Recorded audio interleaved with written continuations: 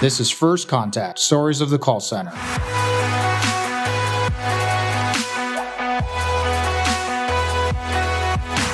Brought to you by Nobel Biz, your one-stop shop for all your contact center needs, both carrier and software.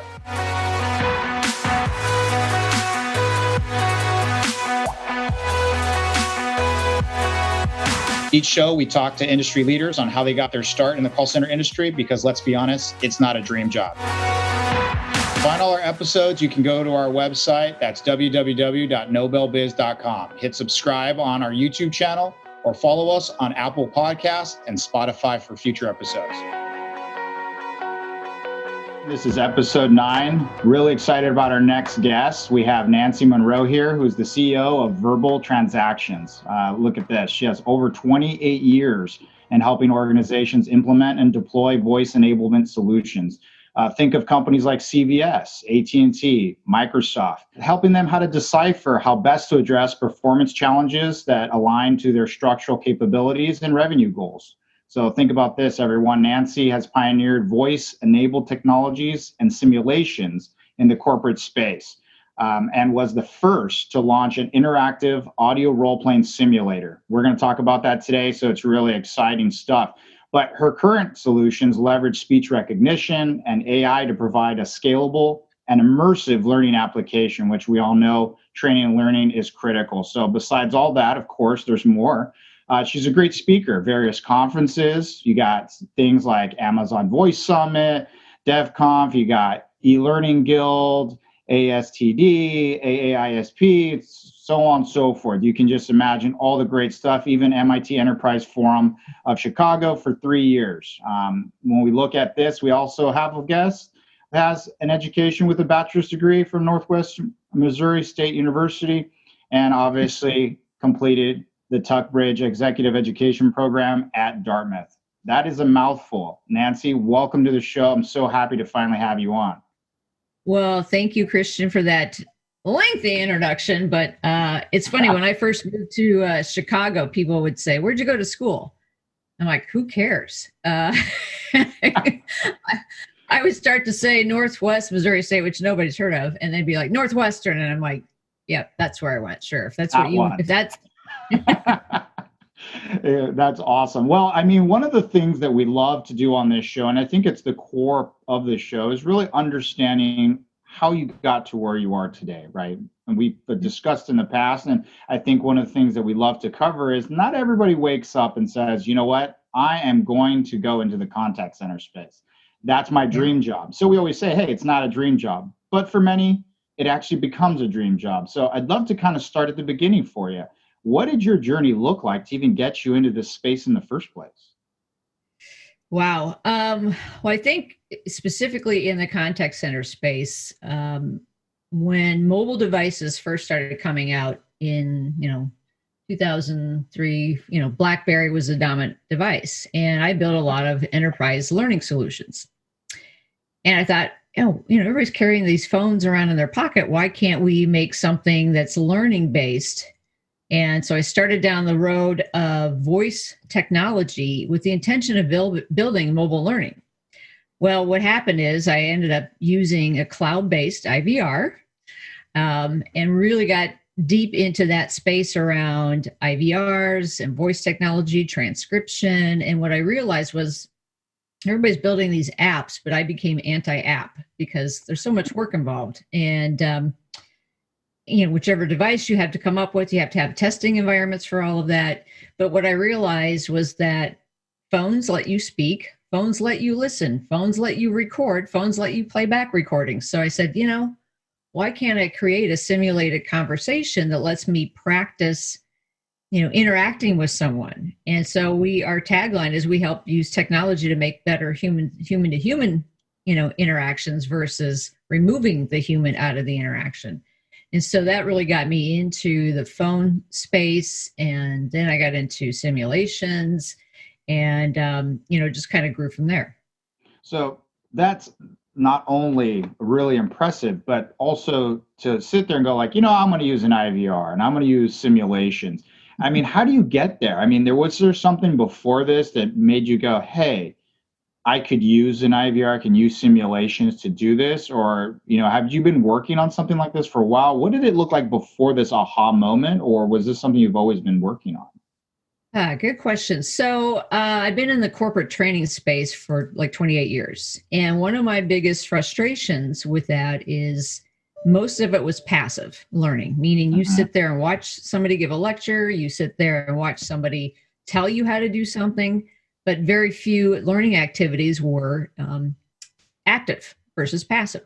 So I thought if I could build a simulation, which we all know simulations are some of the best ways to train somebody on something. I mean, commercial airline pilots do more practice time in simulators because you can't fly a jet around practice. That's too expensive. So I thought if I could build an environment that lets somebody practice something and they get immediate feedback on how well they did, then to me, there's a whole world out there of sales professionals, call center professionals, just people having dialogue and helping them have better interactions, because you get somebody on the phone for the first time and they're trying to talk to you. Number one, very few people answer their phone anymore. So when you actually get a live person on the phone, you're like, oh crap, they answered the phone. Now what do I say? So, It's so almost I like you're wanted surprised. right. It's like, oh no, you weren't supposed to answer. So I wanted to build a tool that made that user experience, putting them in that deer in the headlights. In fact, University of Illinois here in Chicago, I kept trying to get their professor that ran a sales training program to try this out. And I was going to give it away for free. Any college that has a sales training curriculum, because my background's in sales, I wanted to give this away free, but also with the mindset of it's like cigarettes, you get them smoking early and they're going to continue wanting to use that. So once they graduated from school, I wanted to say, hey, I use this great tool in college. Why aren't we using it in the corporate space? And so I finally got his attention, and I had him log into one of the first variation of the simulator that I built. And the light bulb went off for him. He's like, oh my gosh, this is exactly what students need. They need this deer in the headlights moment. They need a realistic tool that forces them out of their comfort level and into real life, because he froze up. He says, I froze up right away. And to me, that was a great learning experience. And we've continued to have a relationship with them for, gosh, now 6 or 7 years. We've allowed those students to use the simulator for free. And now they're actually using it to teach them how to sell Second City, which is a big improv company here in Chicago. They got a contract, the college did, to help them sell their professional training services and skills. And so they're actually prospecting for Second City as college students. And we built simulations around scripts that teach them how to get past the gatekeeper and how to try to get an appointment with that particular target. Got it. So then first corporate training, the lack of interaction in the training, it was very absorbing the content, but not really being able to put it into an applicable manner, or at least enough practice to do so. Then you start seeing how it applies to maybe sales or any type of outreach. But specifically, what was like the first opportunity where you said, this is the call center is where this can be? And do you have a short example of maybe the first call center that you wanted to get in touch with and this got implemented? Yeah, so I reached out so my first version of this product was called Mobi Roleplay.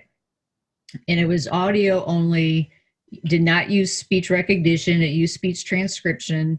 I built a keyword search database tool behind it. And when I presented it to a call center, they said, well, yeah, this is great, but there's no visuals.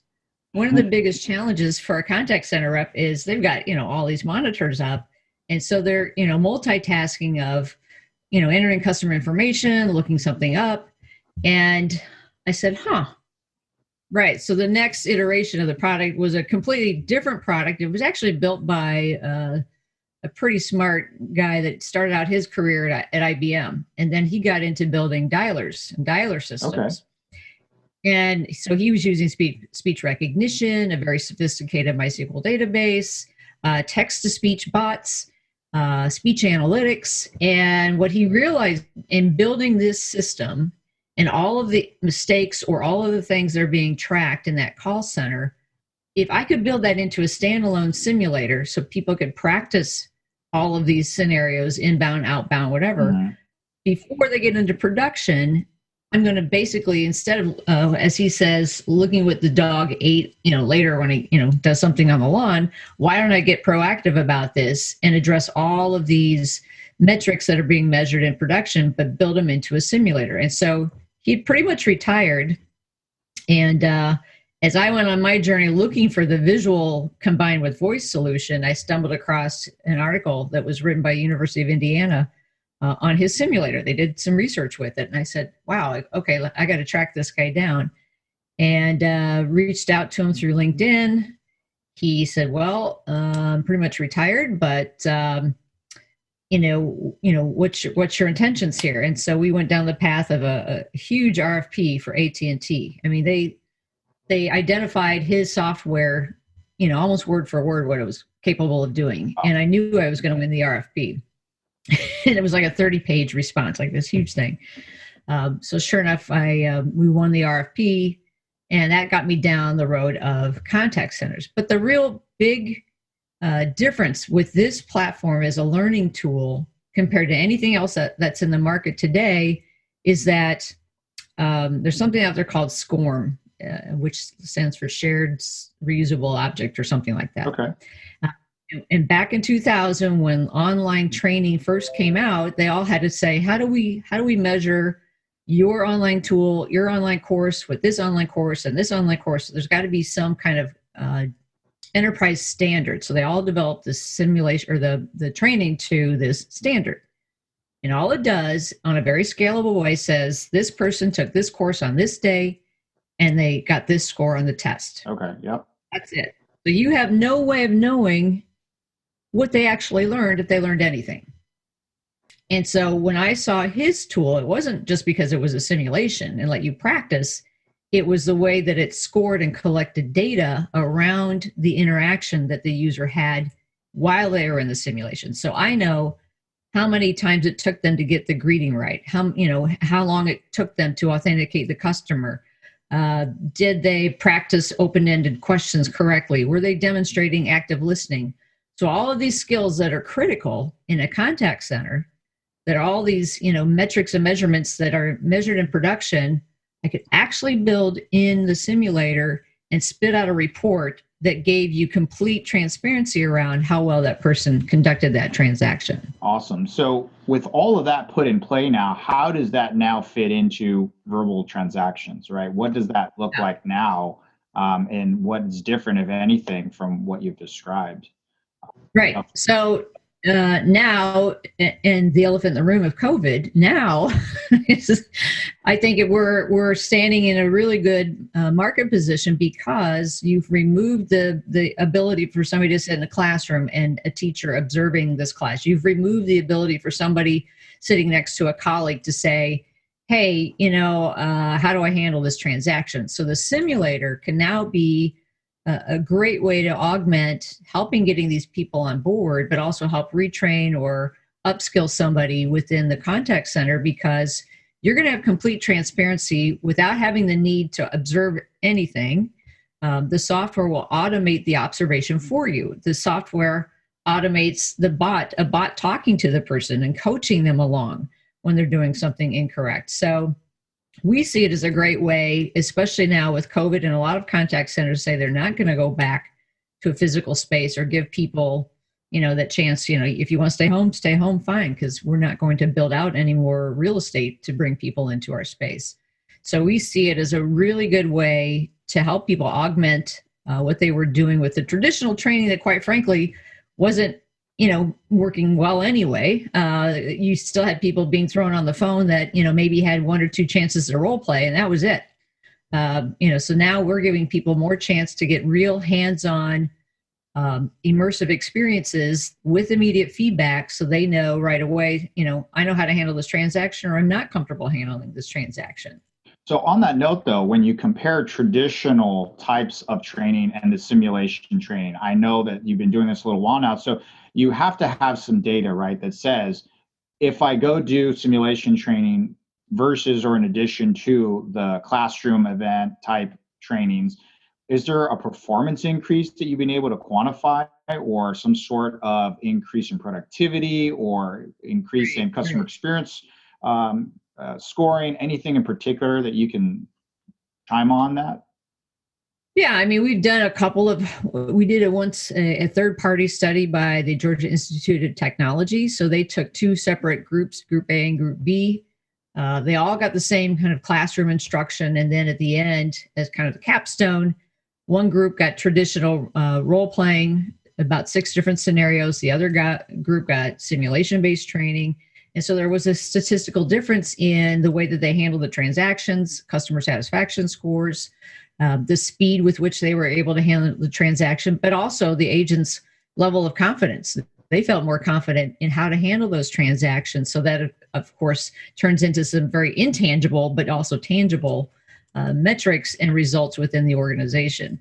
But we've also had other customers, say in a collections environment, for collections, it's really important to get those people up to speed very quickly, as in any call center. But there's, real ROI, significant ROI tied to that. And so I'm trying to think of all the stats that we got from the last time we tested this, but it was quite a significant difference in time to market, what they call time to market, or able to get up to speed quickly. Their ability to collect higher value within those accounts receivable clients that they were working with, and also just the handle time was less too. So the better they know how to handle that transaction and navigate around the systems, the quicker they're going to be able to close out that transaction. Yeah, I mean, collections, that's huge. The faster that you can start collecting, the sooner the better for everyone involved. And then obviously, if you're collecting more and doing so with still positive outcomes for both parties, then obviously the end result is great. So I know that, to pivot a little bit, in the past, you've really talked about vocal energy, trustworthiness, influence within the way someone sounds and speaks. When you talk about that, though, have you done simulations to analyze that in particularly? And if so, what does that look like? And if not, have you thought about doing that? Yeah, good question. So in the first software that I built, one of the comments I would get back, I was just measuring what somebody was saying. And so people would ask me, well, can it measure the ums and the ahs and the pauses? And I said, you're basically trying to measure how they say something. And so I found a company out of, it's called Beyond Verbal.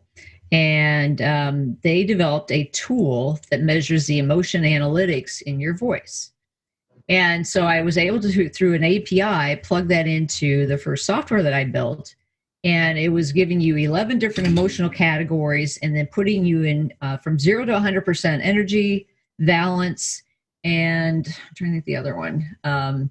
So basically, I created a color-coded system that as soon as you were done with that simulation, you would see not only what you said, did you say the right words, but did you say it in a way that was expected for this type of conversation? So the problem I ran into that was, that was kind of the sexy part of the software. Sounds cool. Like, ooh, everybody wants to know what they are like, right? We all want, what am I? We want to do all these personality profiles and things like this. So what I ran into though was, it shows that you're anxious, or it shows that you have low energy, or it shows you have too much energy, like you're overselling something. So how do you then coach someone to tailor their voice into the proper tonality for that type of conversation? And what I found was it really didn't help me leverage deeper into the organization. It didn't help me leverage them doing something with that data. They really didn't do anything with the data. It was kind of like a nice to know. But in my observation, it was like, well, I don't know if I'm qualified to teach you how to change your emotional state. It's like you're having a bad day, fix it. You can't do that. But what I did find was I did some additional research from a company out of Texas called Quantified Communications. And they do a lot of research around leadership, speaking and how they speak and the tonality of their voice. And one of the things that they studied was Walter Cronkite versus Anderson Cooper. Who sounds more trustworthy? I thought, okay. And, sometimes I have to explain to the audience who Walter Cronkite is, depending upon the age. But what they found was that they had differences in their harmonic tonality. So they actually scientifically measured it. But the one thing they measured, which to me, every single person could probably do, a flip of a coin, is he said that Walter Cronkite sounded more trustworthy, not because of just the tonality of his voice, but because he spoke slower. Good evening. A unique day in American history is ending, a day set aside for a nationwide outpouring of mankind seeking its own survival. Earth Day. A good part of the effort to make this Earth Day a success was concentrated, of course, in the major population and pollution centers. We have a report on several of the big cities, beginning with Robert Shackney in Boston. Interesting. If you think about it, Anderson Cooper kind of talks like this, he fires out the question, like that. Right now, the European Union is averaging less than 5,000 new cases a day. And even at its peak, even at the worst point in the outbreak, the number stayed under 30,000. That was back in March. Today, heading into July, after months of what the vice president likes to call whole government effort. But Walter Cronkite was slower in speak. And so I further read into that. And basically, when you're speaking slower, you kind of exude a little bit more confidence. You don't, if you're speaking faster, just like think about music. So I compared music and voice quality. So when the music's playing, the violins are up really high, something exciting, you're exciting. But if you're playing a cello or something that's lower, it's maybe a slower, more serious scenario going on. So just like music, think about how our voices, when we speak in a higher tone, we're at an excited level of our voice and our emotional state. If we're speaking at a lower tone, we're speaking in a more calm, confident, more serious state. And so, just think of that, so I try to, pass that along to, I've done a lot of webinars on how your voice can make or break the sale and share all these different examples of just you can emotionally engage in someone just by the power and the tone of your voice versus the words. And Maya Angelou said, people may forget what you said, but they will never forget how you made them feel. Yeah, great quote. Yeah. So there's a lot of scientific research around the tonality and the way that you speak. And I give a lot of examples in that webinar around, how you can change the way that you're speaking to change the environment and to try to change the outcomes that are happening. How many times does a call have to drop? How many times do customers have to complain about noise? With Nobel Biz Omni Plus, your work from home concerns are a thing of the past.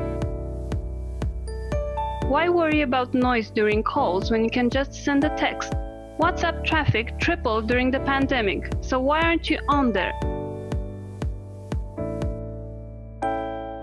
Nobel Biz Omni Plus offers a seamless experience custom tailored for the at-home call center. With all the social media integrations, plus the traditional ones like voice, email, video, SMS in a single platform. Go to nobelbiz.com to find out more. What happens if an agent can't take calls because they have little ones? Simple. You can just reassign that agent to handle only text-based conversations. Omni Plus allows you to do that. So once again, go to nobelbiz.com to check it out. That's nobelbiz.com to get a free license for 6 months.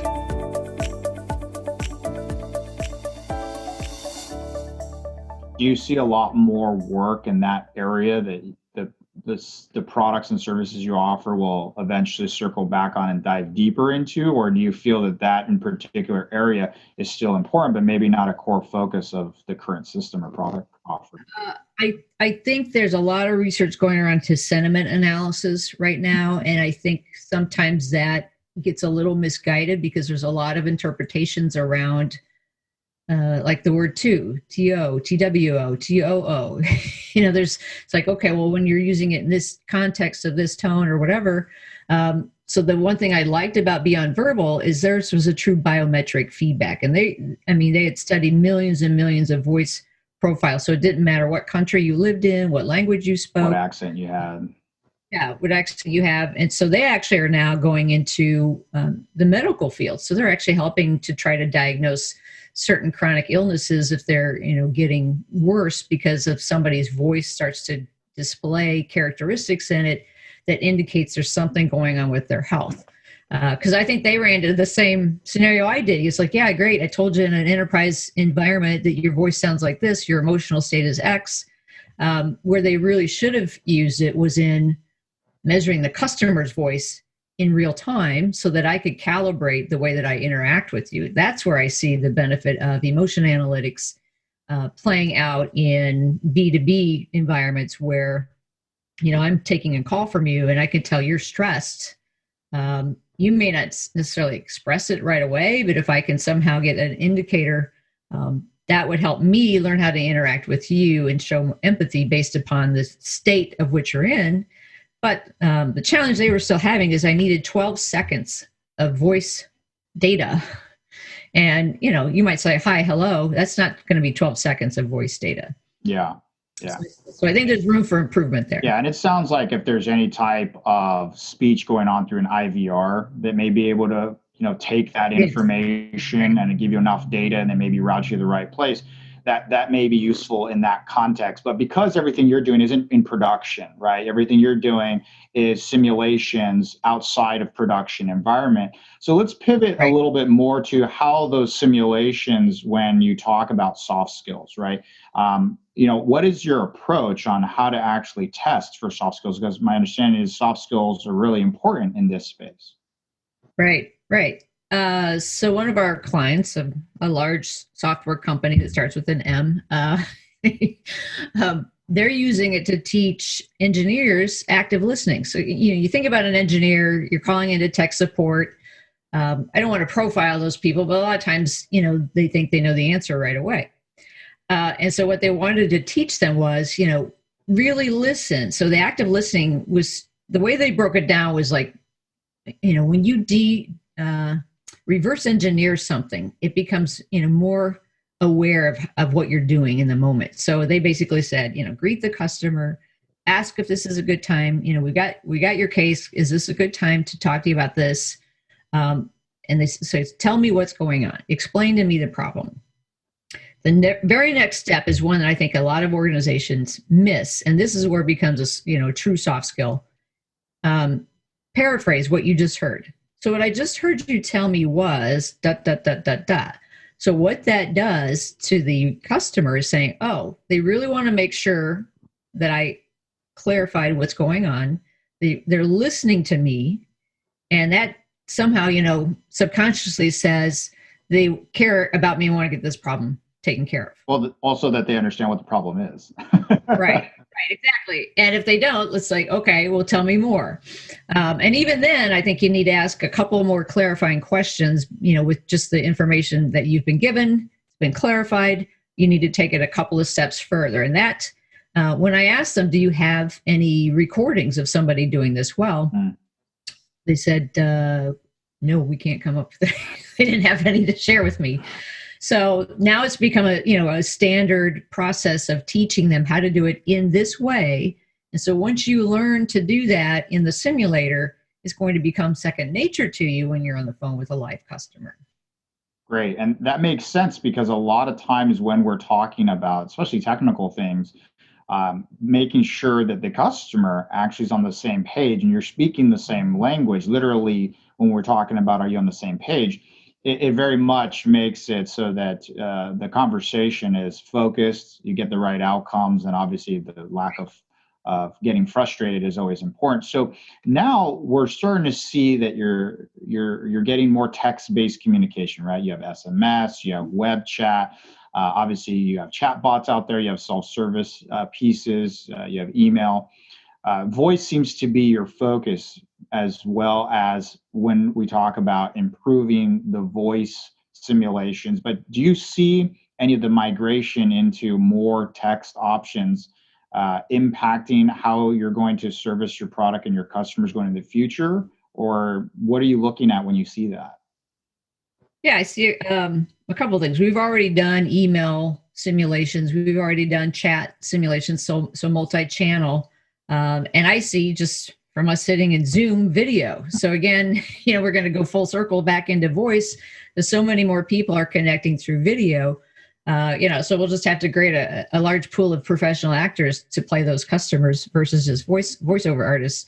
But not only that, but I see bots, as voice too. So I could be doing a simulation that's a chat simulation, but have a bot coach me through that through a text-to-speech voice. And so I actually submitted a speaking proposal for, are bots better coaches than humans? And I'm going to have like a smackdown during that presentation where I'll split the audience into two to say, all right, you're going to create the debate that bots are better coaches. You're going to create a debate that bots aren't better coaches. Because I've been finding research out there that talks about how sometimes we trust a bot better than we trust our manager. So, says a lot about your manager.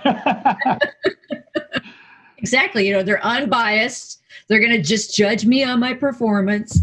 So voice could also be a computer voice and how you interact with it, but also the technology that's used to build the bots and the AI behind that. There are a lot of biases that are, being built into those technologies. So you have to be very careful about, how you're building those bots and not building in some preconceived biases too. Because I think there was a debate at the Amazon conference that I spoke at. I sat in on a session around, we're seeing more companies that are in that space bringing women and minorities into those tool sets because they want to try to not build in just, a traditional computer geek, bias as they're building those voice bots and things like that. But I will say, they all say that people tend to respond to a female voice bot voices, characters versus male voices. I don't know why that is, but that's just the research that's out there today.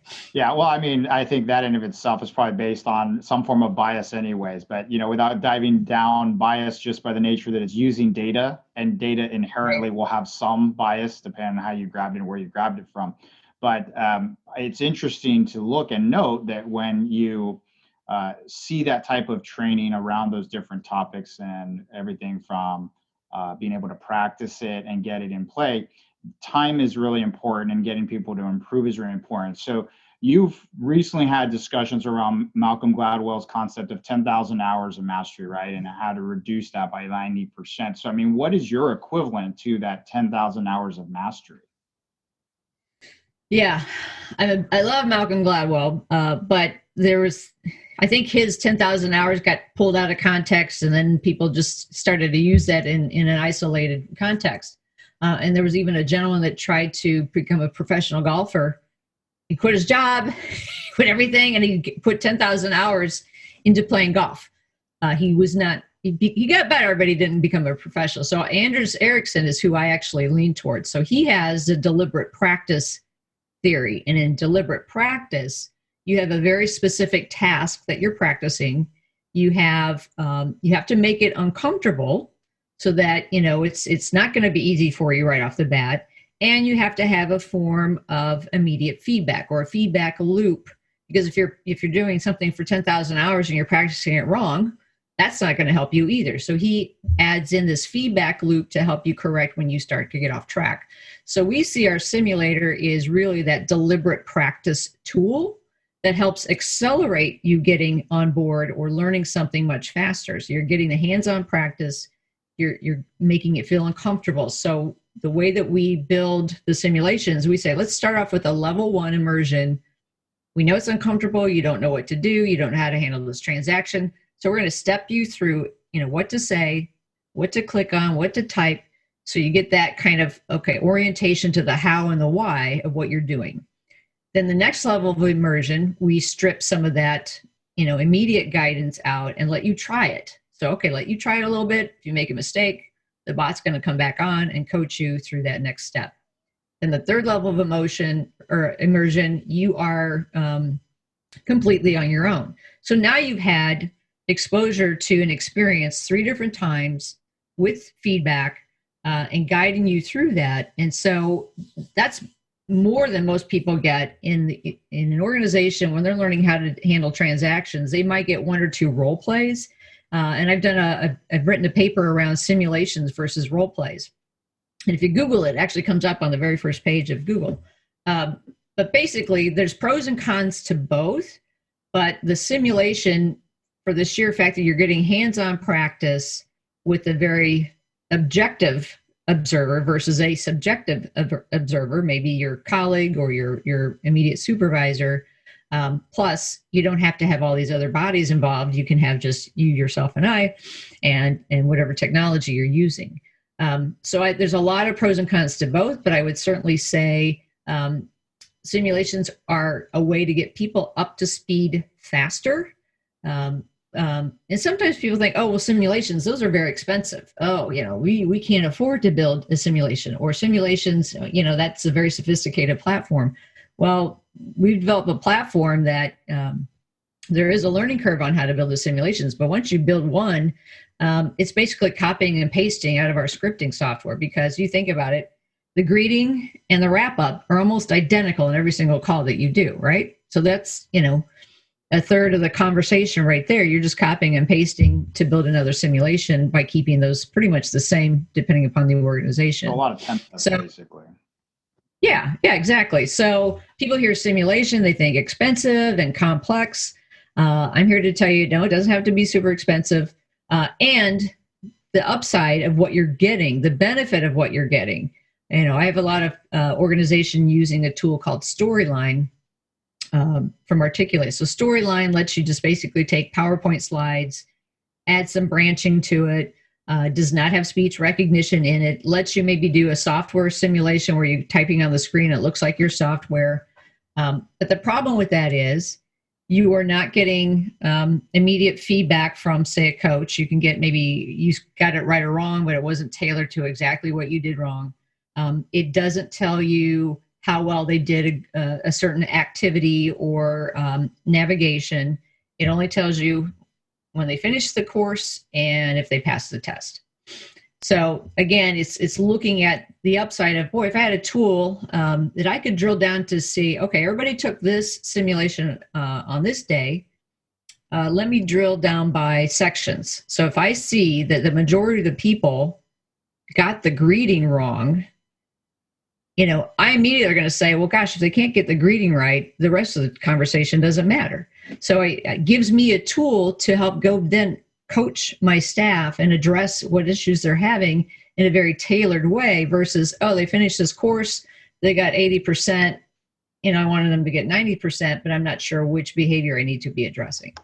It sounds very scalable, though, and also when it comes to getting better at anything, I think a one-time training is probably not ideal, right? I think ultimately Right. Ongoing reinforcement and education, especially if at some point you need additional help or additional training, this lends itself well to that. What are you seeing from that in the use of the product? Do you see that implemented where it becomes an ongoing use of the system or just for onboarding purposes? No, in fact, we've had recent conversations again with the large software company that starts with an M. Let's say you're an engineer and you have somebody running QA on your calls. The way they see it is, I'm a manager. Everybody's remote now. And if I get a QA report that says, "Oh, you just did this one thing wrong," so now we can build, simulations that are very, component based around a specific behavior or skill, and let that engineer, self-directed say, oh, okay, I don't want my boss walking me through this. I've got this tool and this resource here.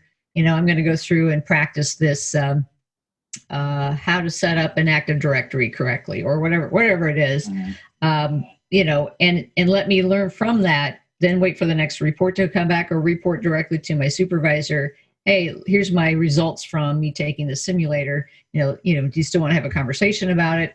If they believe they're, that they have confidence that they've gotten past that point, then they don't need to get involved. So we do see it as a way to kind of proactively help somebody get in front of those skills, in front of those situations where maybe they're not performing at the right level.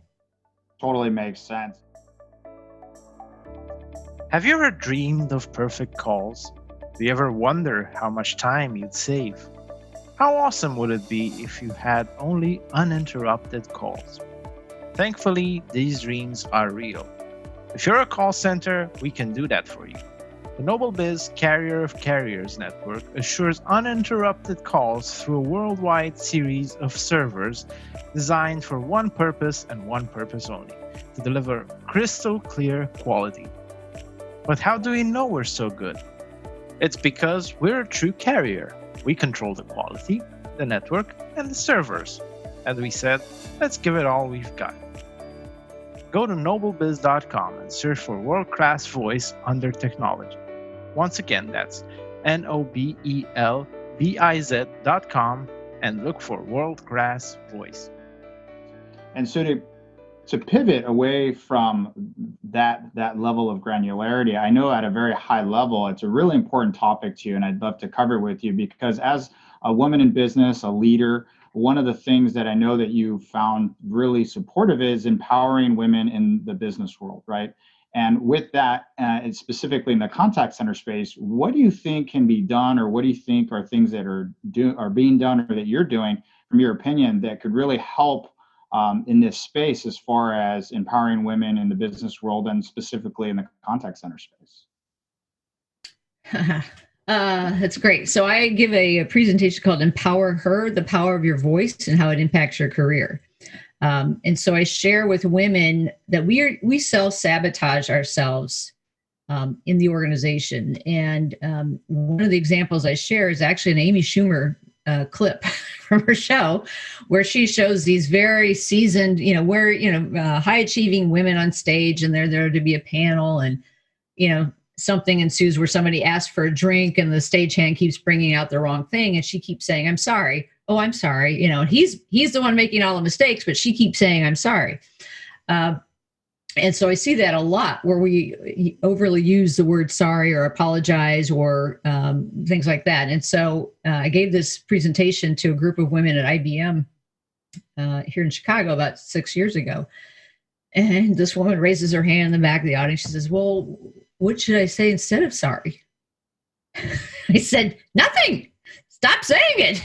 There's nothing to apologize for. Yeah, right. But a young woman did come up to me, and she says, I have this roommate. We're the same age. We're both kind of the same position in our career, but she owns the room, or when she's in a conference call, she's just so confident, and I don't feel like I could do that. I said, well, a lot of it is fake it till you make it, quite frankly, and if you can speak as if you are an authority on something, or what I tell younger women, I said, look, aim for the job that you're trying to go after, or look for somebody in the organization and watch how they interact with people, watch their communication skills. I said, I'll ask audiences all the time. I said, can you tell me of one CEO that has a bad speaking voice? And I never, really get anybody responding, because they got to that level in the organization because they're smart people, but they also got to that level in the organization because they can speak with confidence. They know how to communicate well.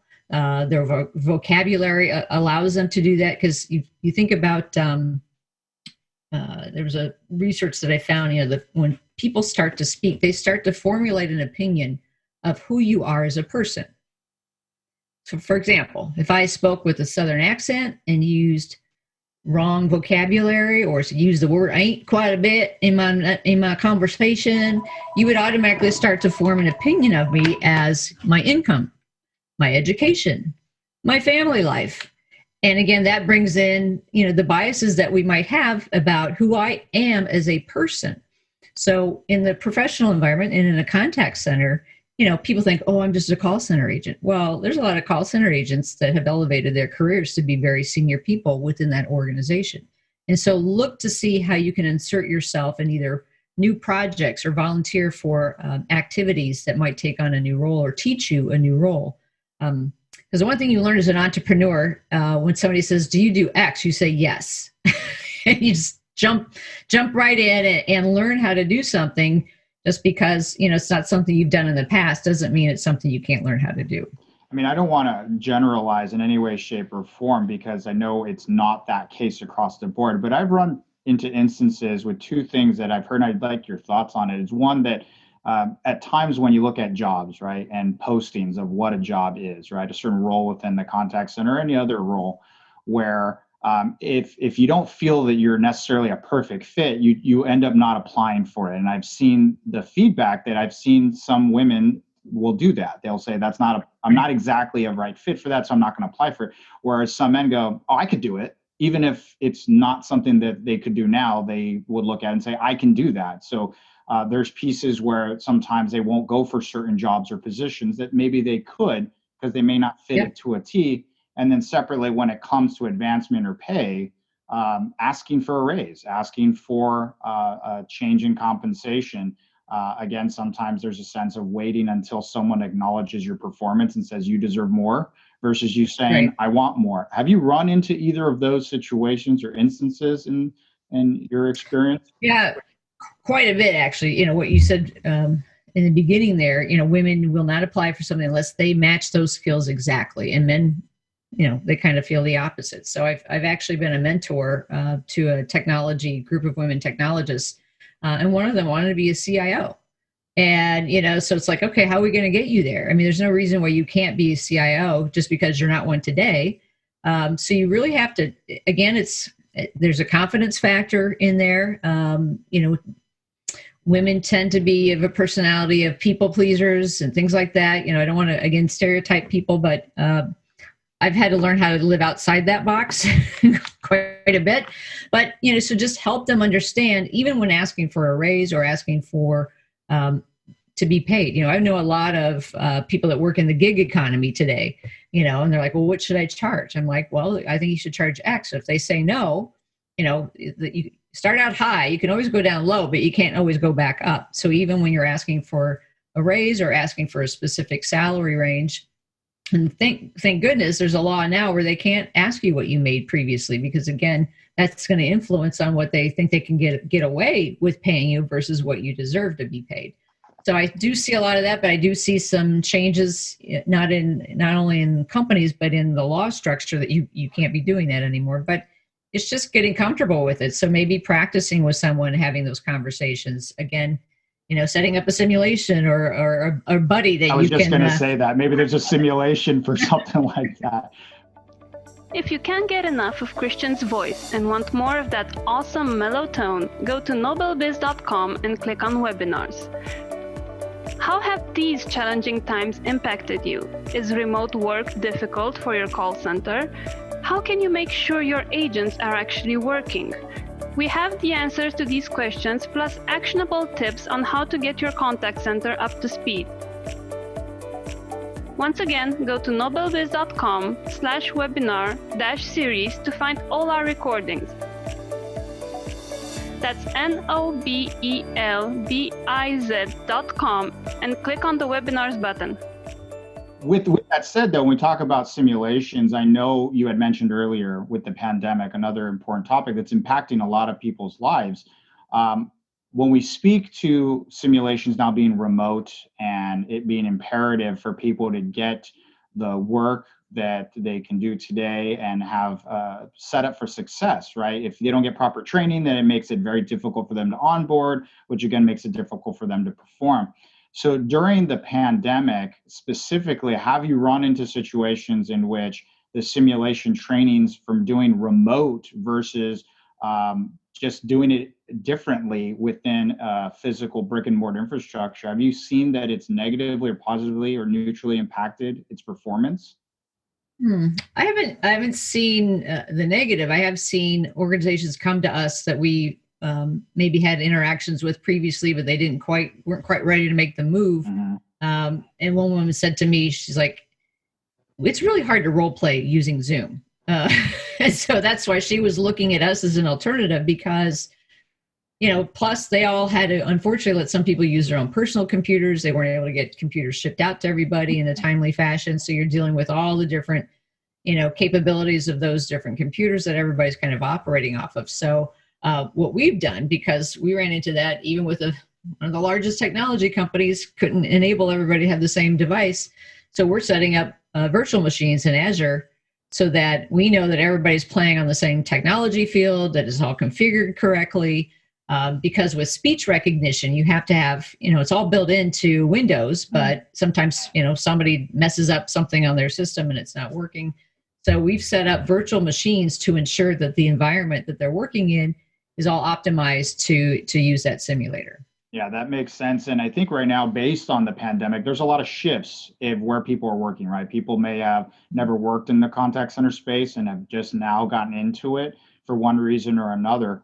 And I know not a lot of companies are hiring people in this space. So if you're to talk about the first day of call center training, what do you think is the most important thing, in your opinion, for someone who's never worked in this space? Oh, that's tough. And it part of it depends on kind of their workforce setup as far as how they're being tracked and monitored, and being comfortable with that. But I would say time management is one of the really key elements around, especially working from home. Some people aren't even used to working from home, so it's really finding an environment and space where you can concentrate and not have distractions. So that's step number one, making sure your work environment is set up so it's conducive to working from home. And then really getting guidance from your supervisor or manager on what's expected of you. You know, people do what's measured, and so what's expected of you.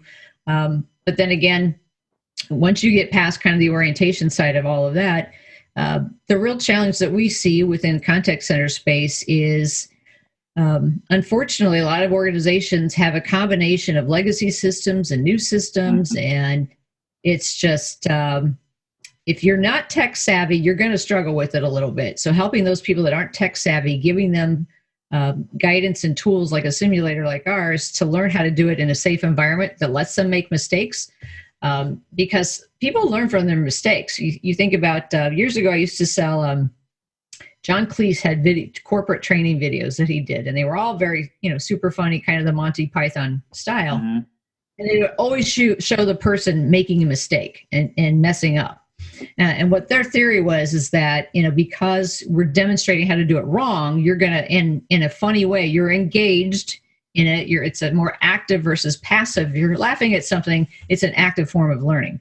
And so that's why they made him funny, because you're going to be actively involved in learning. Even though you're observing a video, you're laughing at it, it's going to go into your long-term memory, and you're going to remember that the next time you encounter that scenario. So same thing with giving people simulations to learn from, is that it allows you to make those mistakes, and you're not going to expect to be perfect right off the bat, but giving people tools like that they're not going to be sitting in front of their peers and get embarrassed.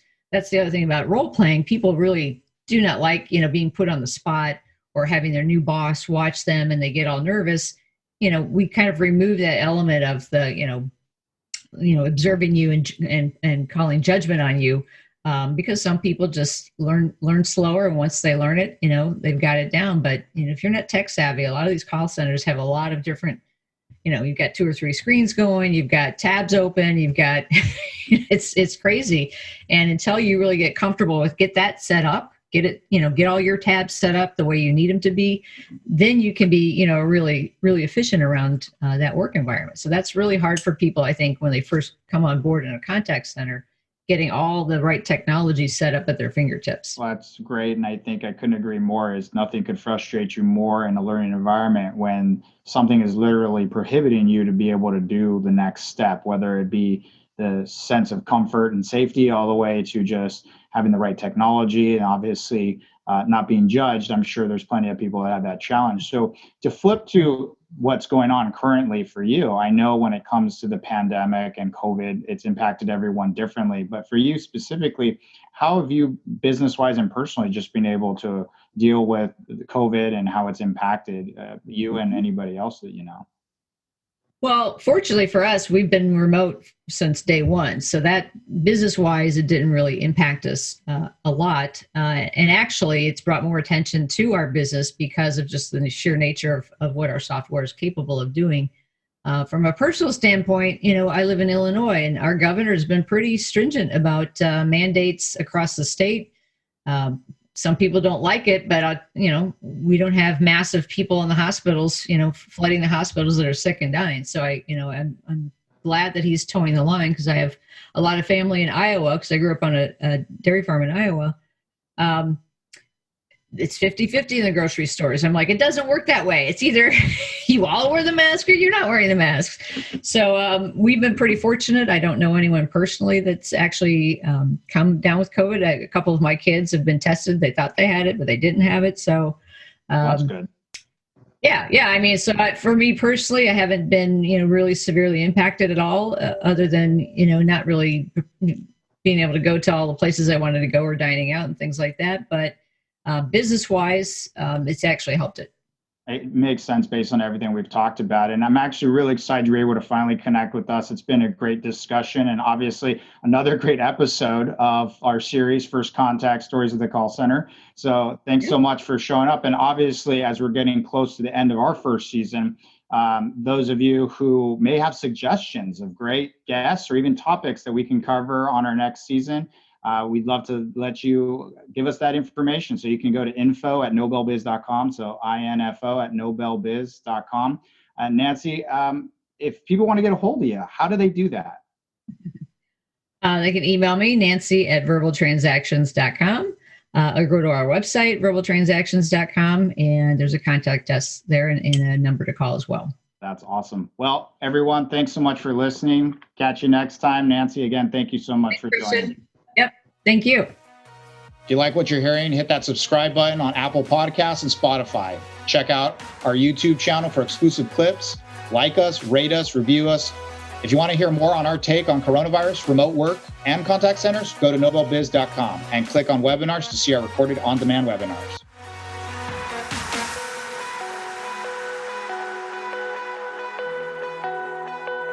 Thanks for listening to First Contact, Stories of the Call Center. My name is Christian Montez, and we'll be back soon with our next episode. This podcast has been hosted by me, Christian Montez, produced, written, and edited by Bogdan Minuț, with co-executive producers Steve Biederman, Christian Montez, and Bogdan Minuț.